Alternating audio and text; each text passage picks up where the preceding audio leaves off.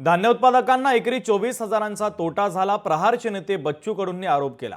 शेतमालाची आधारभूत किंमत ठरवताना शेतकऱ्याला किमान 15% नफा मिळेल एवढा भाव दिला जातो। त्यानुसार धान्य उत्पादकांना 4,783 रुपये भाव मिळायला हवा होता, पण प्रत्यक्षामध्ये 2,369 एवढा भाव देण्यात आला।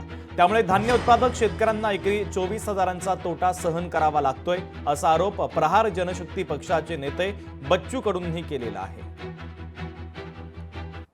15% नफा जर धान उत्पादक शेतकऱ्याला भेटायचा असेल तर मी म्हणत नाही बरं, राज्य सरकार म्हणतं आणि इथलं कृषी मूल्य आयोग म्हणतं का किमान कमीत कमी 4,783 रुपये भाव भेटायला पाहिजे धानाला।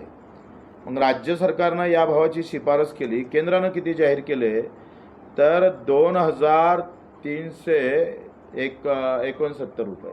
मागच्या वेळेस 2,300 होते, यावेळेस 69 रुपये वाढवले। तर एका एकरामध्ये 10 क्विंटल धान पकडलं, 17 पोते होते, आपण 10 जरी पकडलं तर नाही म्हटलं तर 24,000चा घाटा 1 एकर धान उत्पादक शेतकऱ्याला भेटतो। लोकशाही मराठी ऐका, पहा, जागरूक रहा।